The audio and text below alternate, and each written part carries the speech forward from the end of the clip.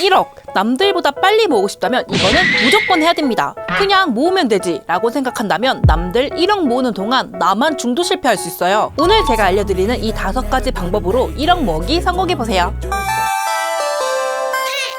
안녕하세요. 꽉 잡아 짠테크 곽작가입니다. 저도 한때는 1억 모으기를 시작했던 시절이 있었는데요. 고등학교 3학년 때 5년 안에 1억 모으기를 결심을 했었어요. 그리고 여러 방법들을 거쳐오면서 무려 4년 2개월 만인 만 23살에 드디어 달성을 하게 되었는데요. 하지만 다시 돌이켜보면 그 과정에 이것까지 하니까 너무 좋았다 싶은 것도 있고요. 반대로 이렇게까지 했으면 훨씬 더 빨리 모았겠다 싶은 것들도 있더라고요. 오늘은 그 경험을 다 모아서 1억을 모으기 전 꼭 해봤으면 하는 필수 꿀팁 5가지를 알려드리려고 합니다. 하나하나 실천하면 여러분들도 남들보다 훨씬 더 빠르게 1억을 모을 수 있을 거예요. 그러면 바로 시작해볼게요. 첫 번째는 목표 설정하기입니다. 1억을 잘 모으고 싶다면 목표 세우기부터 꼭 하셔야 돼요. 그냥 돈 모아야지 라고 생각하면 진짜 작심삼일로 끝나기 쉽거든요. 이건 제가 이전 영상인 1억 모은 후에 해야 될 것에도 말씀드렸었는데요. 그때 저는 1억 모을 거야 하는 단순한 목표만 있었어요. 결국 1억은 모았지만 그 이후에 뭘 해야 될지도 모르겠고 1억을 모은 과정 속에서 내가 어떻게 했는지도 잘 기억이 나지 않더라고요. 그래서 저는 정말 후회했습니다. 처음부터 명확한 계획을 세워두고 시작할 걸 하고요. 그래서 그 다음부터는 단순히 2억 모으기가 아니라 2억을 모으기 위한 세부 목표와 행동 계획, 그리고 2억을 모은 후 어떤 걸 해야 될지까지 가볍게라도 정해두기 시작했어요. 그때부터 저는 10년 부자 목표라는 걸 만들었고요. 예를 들면 1년 안에 1,000만 원, 3년 안에 5천만 원, 10년 안에 3억, 이렇게 숫자랑 기간을 적어두니까 제 목표가 더 명확하게 보이더라고요. 그리고 만다라트로 매년 이루고 싶은 목표를 시각화해두니까요. 지금 내가 뭘 해야 될지가 딱 보이고 하나씩 채워갈 때마다 어느 정도 달성했는지 눈에 잘 보이더라고요. 그래서 여러분들은 저처럼 이런 실수 하지 마시라고 단순히 1억 모기보다는 그 목표를 이루기 위한 구체적인 행동 계획, 그리고 그 이후의 방향성까지 함께 세워보셨으면 좋겠습니다.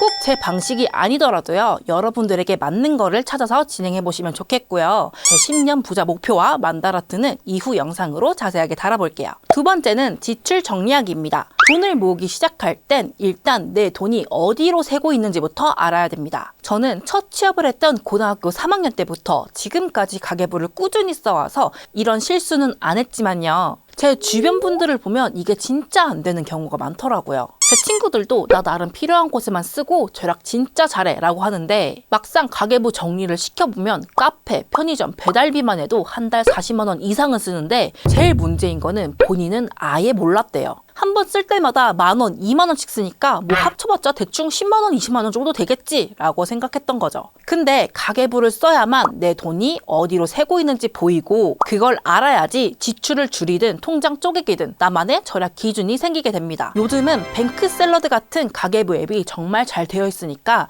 귀찮더라도 꼭 지출 정리하는 습관은 들여보세요. 돈이 어디로 사라지는지 한눈에 보이는 순간 절약이 훨씬 쉬워지고 돈 모으는 재미가 생길 겁니다. 세 번째는 고정비 줄이기입니다. 아니 이게 1억 모으기랑 뭔 상관이야? 라고 생각하실 수 있는데요. 사실 이게 진짜 1억 모으기의 시작입니다. 1억을 빨리 모으려면요. 우선 새는 돈을 줄이는 게 먼저거든요. 고정비의 대표적인 게 주거비, 관리비, 교통비, 보험비, 통신비 같은 거예요. 사실 많은 분들이 돈을 못 모으는 이유가 이 고정비를 당연하게 나가는 돈이라고 생각하기 때문이에요. 근데 막상 하나씩 들여보면 진짜 줄일 수 있는 게 너무 많아요. 우선 저 같은 경우에 주거비는 주변 시세보다 훨씬 저렴한 곳을 선택했어요. 처음 자취할 때 전세 2,500만 원에 살았고요. 현재 서울에서는요. 전세 4천만 원짜리로 들어오면서 주거비를 최대한 아꼈습니다. 교통비는 K패스는 무조건 사용하고 택시 안 타기, 가까운 거리는 걸어 다니기를 하면서 절감을 하고 있어요. 그리고 은근 많이 나가는 게 보험비인데요. 불필요한 보험은 싹 다 정리하고 적정한 금액대로 맞춰서 월 10만 원 가까이 줄였고요. 전기, 가스, 수도 같은 공과금은 절감이 가능한 혜택은 전부 찾아서 적용을 했습니다. 물론 저 스스로 아껴서 쓰는 거는 덤으로 했고요. 통신비는 알뜰폰으로 바꿨고 인터넷 비용도 제일 저렴한 것으로 찾아서 설치를 했습니다. 이렇게 하나하나 점검을 하니까 줄일 수 있었던 고정비만 한 달에 20만 원 이상입니다. 1년으로 계산하면 200만 원이 넘게 절약이 되더라고요.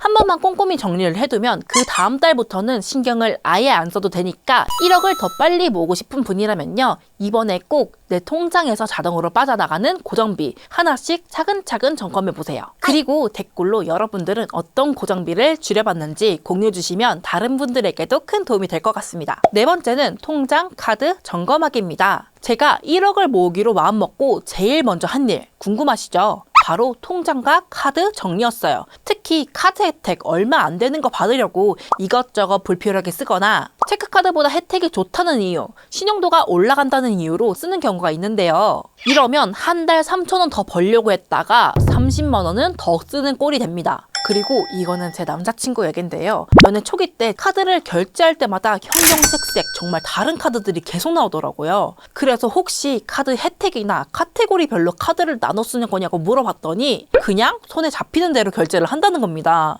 이런 식이면 나의 지출이 전혀 파악이 안 되고 자동 결제 일이 돼서야지만 이번 달 카드 왜 이렇게 나갔지? 하면서 놀라게 되는 거예요. 그래서 제가 남자친구 카드도 다 정리를 해줬는데요. 제가 강조하는 방법은 정말 단순하게 체크카드는 한두 개, 통장도 나에게 맞게 쪼개서 쓰는 거예요. 저 같은 경우에는 체크카드는 딱 한 개만 쓰고 있고요. 통장은 월급, 생활비, 투자통장, 적금통장 정도로 관리를 하고 있습니다. 이렇게 하면 돈 관리가 훨씬 쉬워지고요. 불필요하게 새는 돈도 자연스럽게 막을 수 있습니다. 다섯 번째는 투자 공부 시작하기입니다. 제가 1억 모은 이후 해야 될 것에 대한 영상에서도 비슷하게 언급을 한 적 있는데요. 1억을 모으고 난 후에 가장 먼저 후회됐던 게 바로 이거였습니다. 투자 공부를 하지 않았던 것이에요. 그 당시에는 1억 모으기에만 꽂혀가지고 어떻게든 아끼고 모으기만 했는데요. 막상 1억을 모으고 나니까 모으는 것도 중요하지만 불리면서 모았으면 훨씬 빨랐겠구나 하는 후회가 들더라고요. 그리고 그때 당시에는 관심이 없어서 몰랐지만 동일한 시기에 투자를 병행하면서 모은 친구는